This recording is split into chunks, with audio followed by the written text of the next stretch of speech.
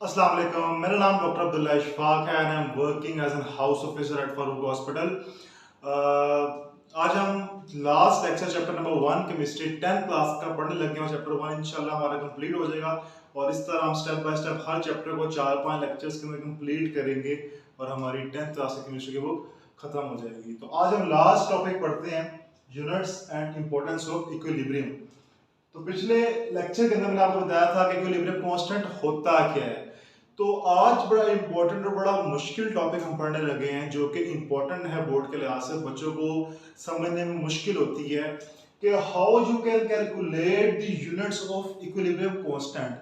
आप कैसे का यूनिट कैसे निकाल सकते हैं। तो हम पढ़ते हैं। तो फॉर एग्जांपल आपको इक्वेशन दी हुई बोर्ड के अंदर, आपको क्वेश्चन किस तरह आता है। आपको इक्वेशन दी होगी, आपको क्वेश्चन आएगा फाइंड द केसी और find the units of equilibrium constant of this equation. और ये क्वेश्चन सामने ऐसे करके लिखी होगी और अमूमन यही इक्वेशन होती है। अमोनिया वाली की थोड़ी सी टफ है, इस वजह से मैं इसी को ही करके आपको दिखाऊंगा। तो लेट अस स्टार्ट कि फॉर एग्जांपल आपके पास नाइट्रोजन गैस है, जब हाइड्रोजन के साथ मिलेगी तो अमोनिया बनेगा।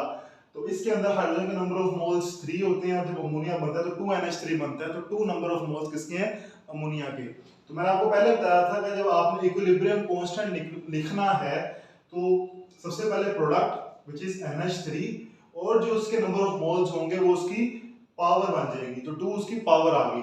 इसी तरह फिर नीचे रिएक्टेंट्स आएंगे, पहले N2 लिखा और फिर H2 लिखा और H2 के नंबर ऑफ मोल्स 3 थे तो 3 उसकी पावर बन गई और N2 के नंबर ऑफ मोल्स नहीं थे तो उसके ऊपर कुछ भी नहीं लिखा मैंने।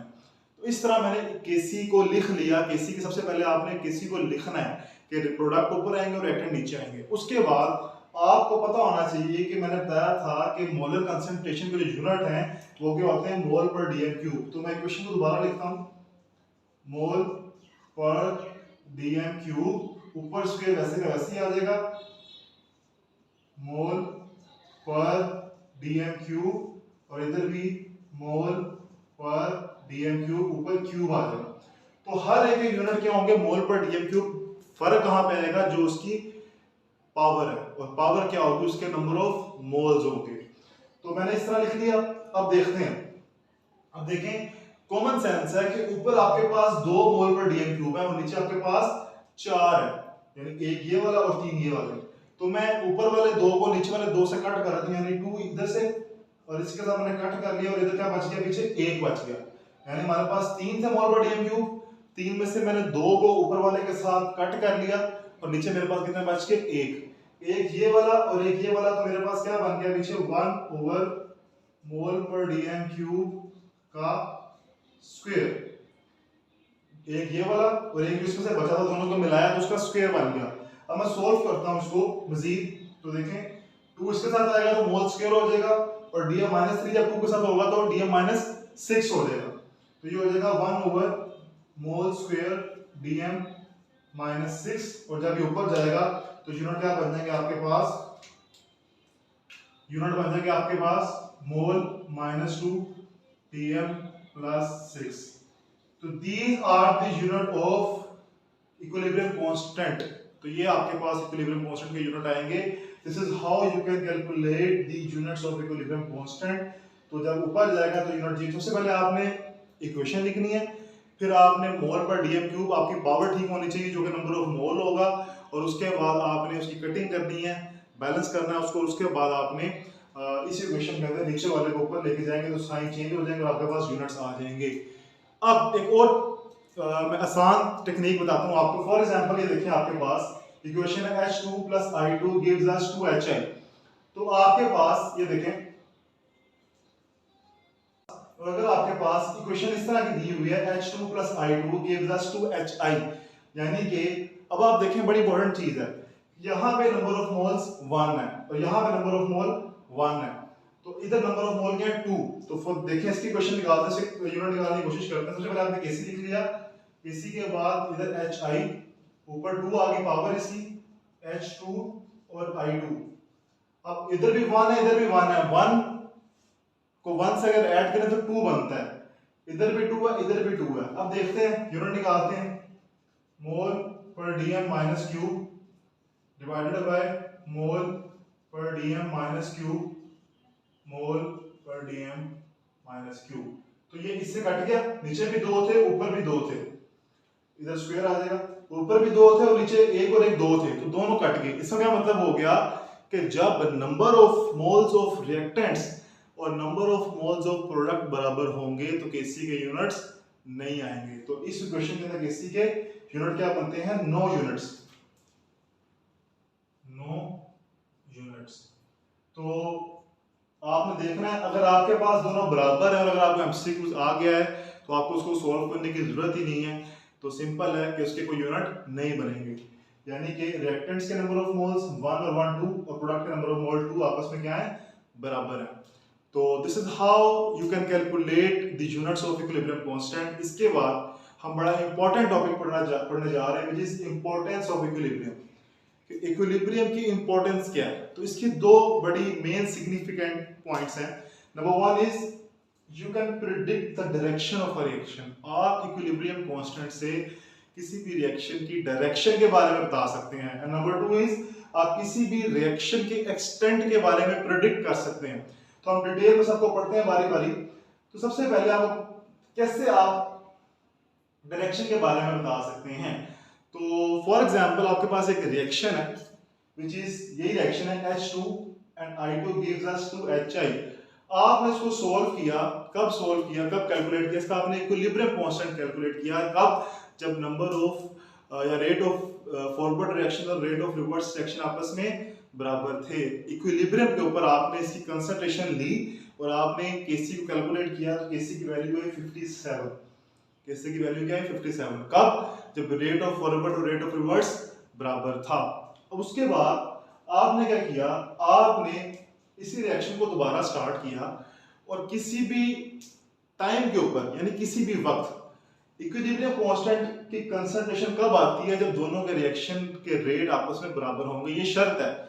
लेकिन अगर आपने किसी भी इंस्टेंट ऑफ टाइम, किसी भी टाइम के ऊपर रिएक्शन को रोक दिया और उस टाइम देखा कि रिएक्टेंट्स की कंसंट्रेशन क्या है और प्रोडक्ट की कंसंट्रेशन क्या है, तो जब आप उसकी कंसंट्रेशन निकालेंगे, फॉर एग्जांपल मैंने एग्जांपल लिखी हुई है कि आपने फॉर एग्जांपल टाइम t के ऊपर आपने इस रिएक्शन को रोक दिया और आपने देखा कि हाइड्रोजन 0.10 मोल पर डीएम क्यूब था उस टाइम पे और आयोडीन 0.20 मोल पर डीएम क्यूब था और हाइड्रोजन आयोडाइड 0.40 मोल पर डीएम क्यूब था। तो इस तरह मैं आपको बताता हूं कि आप न्यूमेरिकल कैसे सॉल्व कर सकते हैं, न्यूमेरिकल कैसे सॉल्व कर सकते हैं और साथ हम इसको भी पढ़ते हैं। तो आपने वैल्यू निकाली, ऊपर आ गया प्रोडक्ट और नीचे आ गए रिएक्टेंट। तो आपने वैल्यूज पुट की 0.10 का स्क्वायर 0.40 का स्क्वायर डिवाइडेड बाय 0.10 और 0.20। तो आपने वैल्यूज पुट की, जब आप इसको सॉल्व करेंगे तो आपके पास आंसर आ जाएगा 8। क्या आंसर आ जाएगा आपके पास 8। जब इसको आप सॉल्व करें कैलकुलेटर से कर लें, आपके पास क्या आंसर आएगा 8।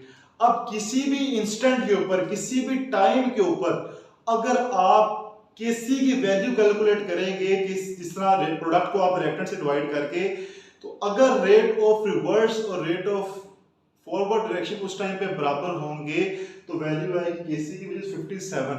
अगर आप किसी भी इंस्टेंट ऑफ टाइम के ऊपर इस तरह वैल्यू कैलकुलेट करेंगे तो तब जो आंसर आएगा उसको हम कहेंगे QC which is reaction coefficient, उसको हम कहेंगे रिएक्शन कोएफिशिएंट। तो इक्विलिब्रियम कांस्टेंट की वैल्यू किसी भी इंस्टेंट ऑफ टाइम के ऊपर रिएक्शन कोएफिशिएंट कहलाती है और इक्विलिब्रियम के ऊपर इक्विलिब्रियम कांस्टेंट कहलाती है। अब हमारे पास दो वैल्यूज आ गई, एक वैल्यू आपके पास है केसी की और एक वैल्यू आपके पास आ गई है क्यूसी की। अब ये क्यूसी की वैल्यू हमारे लिए बहुत इंपॉर्टेंट है। किस तरह, अगर आपके पास जिस तरह इस केस में क्यूसी की वैल्यू स्मॉल होगी, क्यूसी की वैल्यू 8 आई थी और केसी की 57 है। अब ये इक्वेशन आपके पास, अब क्यूसी की वैल्यू मैंने देखे ये लिखा हुआ है, क्यूसी को मैंने स्मॉल साइज से शो किया और केसी को मैंने बड़े साइज से शो किया। इसका मतलब क्या है कि अगर क्यूसी की वैल्यू कम होगी केसी से तो क्या होगा। अब एक कॉमन सेंस है, क्यूसी की वैल्यू छोटी कब आ सकती है, देखें इस इक्वेशन को देखें। अगर आपके पास जो नीचे अगर आपके पास बड़ी वैल्यू होगी और ऊपर छोटी वैल्यू होगी तो ऑटोमेटिकली इसका आंसर स्मॉल आएगा। जब नीचे बड़ी वैल्यू होगी ऊपर छोटी वैल्यू आएगी, ऑटोमेटिकली इसका आंसर क्या आएगा, छोटा आएगा। तो नीचे बड़ी वैल्यू होने से क्या मुराद है कि नीचे क्या चीज आपके पास रिएक्टेंट्स हैं। बड़ी वैल्यू से क्या मुराद है कि इसका मतलब रिएक्टेंट्स की कंसंट्रेशन बहुत ज्यादा है। इसका क्या मतलब रिएक्शन अभी सिर्फ स्टार्ट हुआ है। जब रिएक्टेंट्स की कंसंट्रेशन बहुत ज्यादा होगी इसका मतलब रिएक्शन अभी सिर्फ स्टार्ट हुआ है। और रिएक्शन किस तरह मूव करना है, फॉरवर्ड डायरेक्शन के ऊपर। किस तरह मूव करना है, फॉरवर्ड डायरेक्शन के ऊपर, जब Kc की वैल्यू स्मॉल आएगी। इसी तरह अगर Qc की वैल्यू बहुत बड़ी आई है, Qc की वैल्यू बहुत बड़ी कब आएगी, जब इस इक्वेशन के अंदर ऊपर वाली वैल्यू बहुत बड़ी होगी।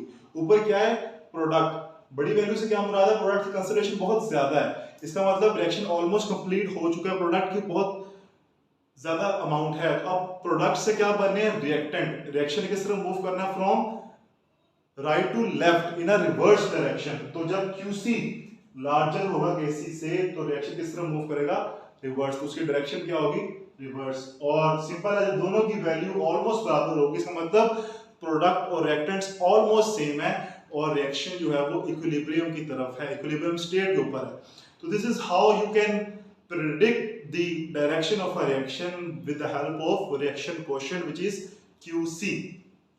इसके बाद जो दूसरा इंपॉर्टेंट पॉइंट है कि आप इक्विलिब्रियम की मदद से किसी भी रिएक्शन की एक्सटेंट के बारे में बता सकते हैं। किस तरह, तो आपके पास फॉर एग्जांपल Kc की जो वैल्यू है वो आपके पास कोई भी रिएक्शन है उसकी आप Kc की वैल्यू कैलकुलेट करते हैं। अगर वो वैल्यू बहुत लार्ज आती है, बहुत बड़ी वैल्यू आती है तो क्या होगा, इसका क्या मतलब है, बहुत लार्ज वैल्यू का मतलब वही है जैसे मैंने ऊपर एक्सप्लेन किया कि प्रोडक्ट बहुत ज्यादा है। बड़ी वैल्यू कब आएगी, जब प्रोडक्ट ऊपर वाली वैल्यू बहुत बड़ी होगी, प्रोडक्ट्स बहुत ज्यादा होंगे।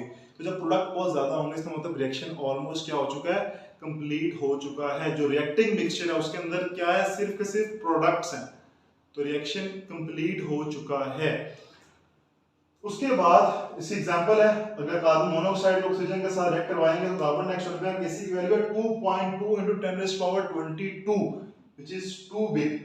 तो इसका मतलब क्या है कि सिर्फ प्रोडक्ट्स मौजूद हैं और रिएक्शन ऑलमोस्ट कंप्लीशन की तरफ जा चुका है। प्रोडक्ट्स बहुत ज्यादा मौजूद हैं। अगर बहुत स्मॉल वैल्यू है, बहुत स्मॉल वैल्यू कब आएगी, जब आपके पास नीचे वाली वैल्यू बहुत बड़ी होगी। जब नीचे वाली वैल्यू बड़ी होगी तो जब डिवाइड करेंगे तो छोटा आंसर आएगा, छोटा आंसर आएगा। अब नीचे वाली वैल्यू बड़ी होने से क्या मुराद है, रिएक्टेंट्स की जो कंसंट्रेशन है बहुत ज्यादा है। तो जब न्यूमेरिकल वैल्यू Kc की बहुत कम होगी इसका मतलब क्या है कि अभी रिएक्टेंट्स बहुत ज्यादा मौजूद हैं, रिएक्शन अभी अबाउट टू स्टार्ट, रिएक्शन अभी स्टार्ट हुआ है। अभी जो रिएक्टिंग मिक्सचर है उसके अंदर सिर्फ रिएक्टेंट्स ही मौजूद हैं। और अगर आपके पास इसकी एग्जांपल मैंने दी है 2NH3 and 2 3H2 जिसका Kc है 3×10⁻⁹ which is too small। और अगर आपके पास Kc की वैल्यू ना बड़ी आती है ना छोटी आती है, लाइक N2O4 से NO2 बनता है तो Kc की वैल्यू 0.211 है, ना ये बहुत बड़ी है ना ये बहुत छोटी है। तो इसका मतलब क्या है कि रिएक्टिंग मिक्सचर के अंदर rate of concentration of reactants और प्रोडक्ट्स ऑलमोस्ट क्या है, बराबर है। तो इस तरह आप इक्विलिब्रियम कांस्टेंट की मदद से किसी भी रिएक्शन की डायरेक्शन को प्रेडिक्ट कर सकते हैं और किसी भी रिएक्शन के बाद की एक्सटेंट के बारे में बता सकते हैं। तो ये हमारा आखिरी टॉपिक था चैप्टर नंबर 1 का। इस तरह चैप्टर नंबर 1 कंप्लीट हो गया हमारा। और अगर आपको कोई भी इसमें प्रॉब्लम है या कोई टॉपिक दोबारा समझना चाहते हैं तो आप कमेंट सेक्शन में इन्फॉर्म कर सकते हैं। तो नेक्स्ट लेक्चर के अंदर इंशाल्लाह चैप्टर 2 स्टार्ट करेंगे। तो मुझे उम्मीद है जो इस 4-5 लेक्चर को सुनेंगे वो चैप्टर 1 को अच्छे तरीके से अंडरस्टैंड कर सकते हैं। और मैंने सारे इंपॉर्टेंट शॉर्ट क्वेश्चन, MCQs और लॉन्ग क्वेश्चन साथ साथ बताएं अपनी वीडियो में। इसको अच्छे से सुने समझें। तो अगर आपको वीडियो अच्छी लगी है, पसंद आई है तो इसको लाइक करें, शेयर करें और हमारे चैनल को सब्सक्राइब करें। तब तक के लिए अल्लाह हाफिज़।